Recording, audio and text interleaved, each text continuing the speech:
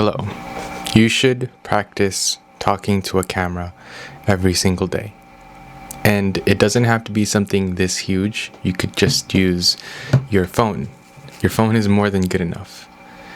But the reason why you should practice is so that you can become better at communicating. And it's not just something that's applicable with content creation, right? Like, talking to the camera is a skill that is very important when you want to be natural, when you want to be authentic, when you want to think off the top of your head, which is something that I'm still pretty bad at, but I was a whole lot worse before. And if I didn't do all of this stuff, I would just be in a mess. Like, I would not be able to talk as well as I do now if I didn't practice every single day. So if you're an introvert like me, you probably don't really speak to that much people.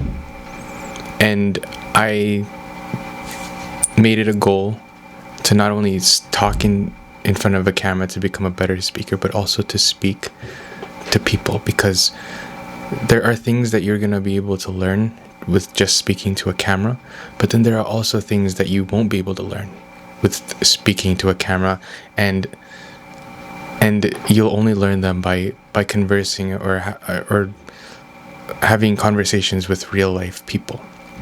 So this is a video on why you should practice speaking to a camera every single day. So we'll focus on that for now.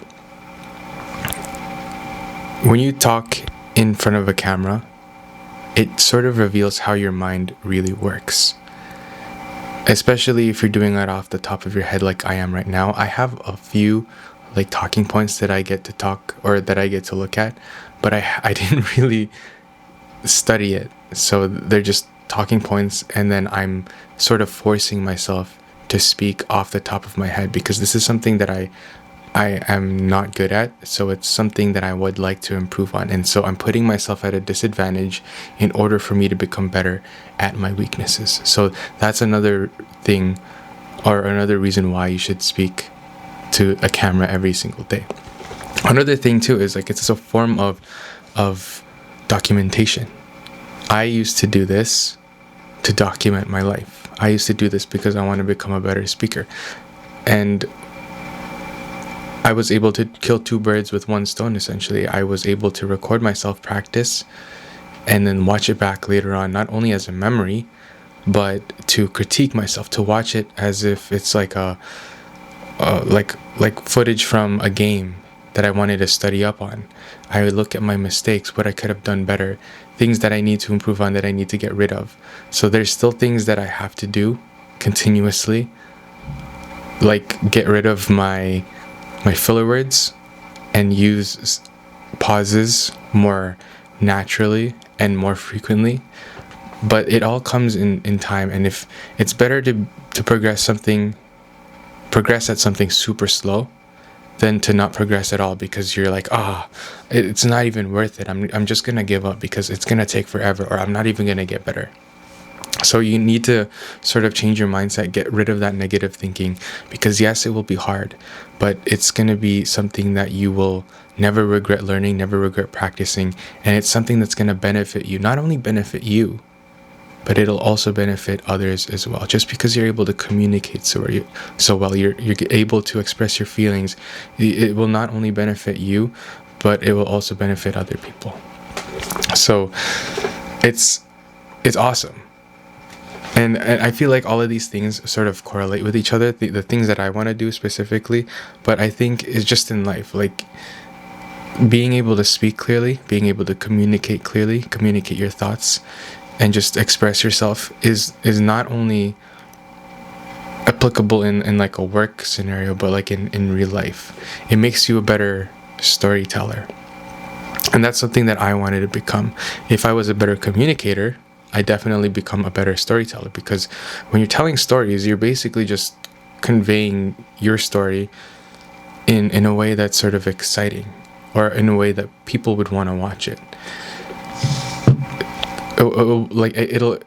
There's so many ways to tell a story. You could do it without any sort of words. You could do it with words. But the oldest form of storytelling is through words.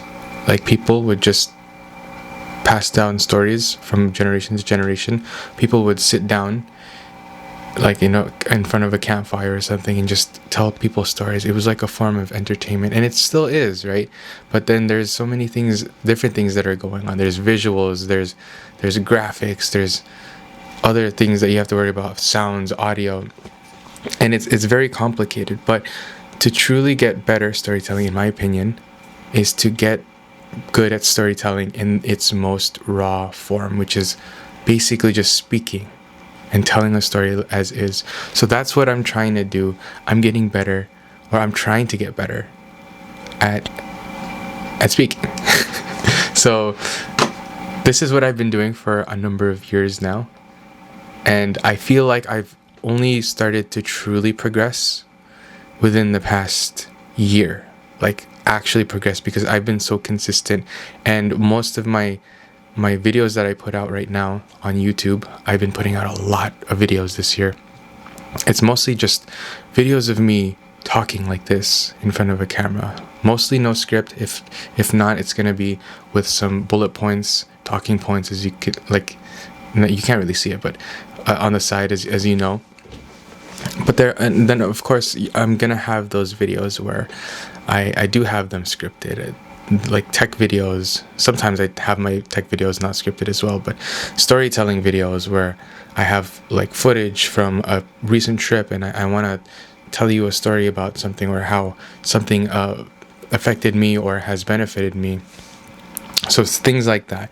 And I like to vary it up because I love writing as well.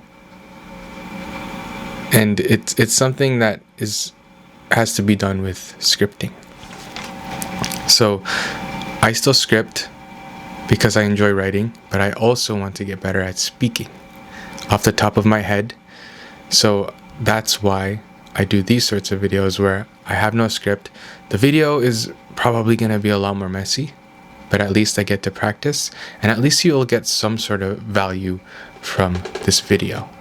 I'm trying not to repeat things as well, although I've done it a few times already in this video. It's just something that is my weakness. It just means that this topic at the moment is not something that I understand to the T. There's still a lot of things for me to learn on. There's a lot of things for me to improve on, and it just takes time. So I really, really appreciate you for sticking through, if you're still watching this video at this point in time.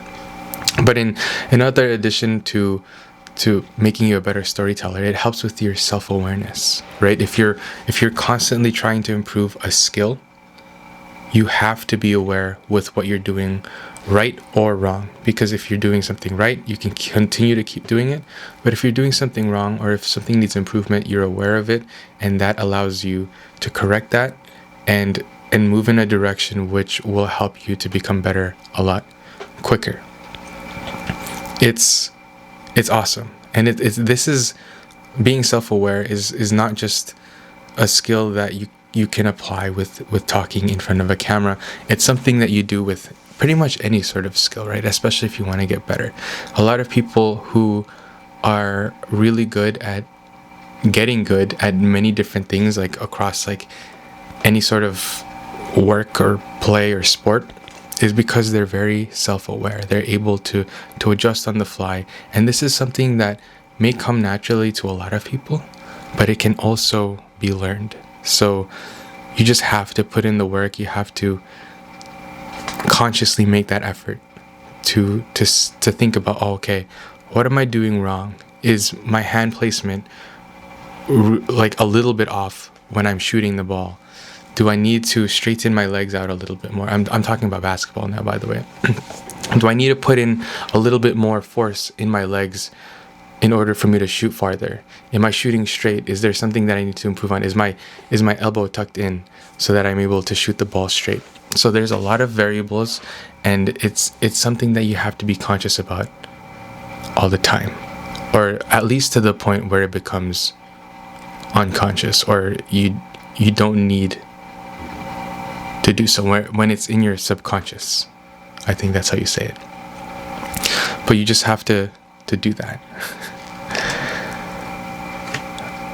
I kind of touched upon this in the beginning of the video, but you don't really need fancy gear in order to speak to the camera. You don't need the super fancy vlogging rig mirrorless camera thing. You can use your phone, whatever you have. I'm sure you're watching this on some sort of device that has a camera. If you're watching it on your laptop, maybe it has a webcam. If you have a desktop, maybe you could get a cheap webcam. It's like $30. You have your phone. Again, I'm gonna say it one more time. Your phone has a pretty decent camera if it's something from the last 5 years, even 10 years, right? So just record yourself. You don't have to post it online. If you truly want to get better at speaking to a camera, that's all you really need to do. And me posting this online has helped me so much because I don't fear judgment as much as I do before. I still fear judgment a little bit, right? Like if someone I know were to come up to me like, hey, you make YouTube videos, right? I'm like, yeah, but I still post them anyways because this is something that I truly love to do. And this is something that I would be doing even if I weren't getting any sort of money, any sort of income from it, right? So that's pretty much it. Like, you don't have to do this for a long time as much as I do. This video is almost 12 minutes long. You don't have to be doing this for this long every single day. Just do it for 5 minutes, 3 minutes, even a minute, right? There are social media challenges on there, on Instagram and TikTok, where people practice speaking in front of a camera for just 1 minute every single day. And that's more than enough to see an improvement across the board if you're consistent for a month, 2 months, 3 months. So just try it out for a little bit, see how you feel. I promise you will improve as long as you're consistent. Thanks for listening. I'll see you tomorrow.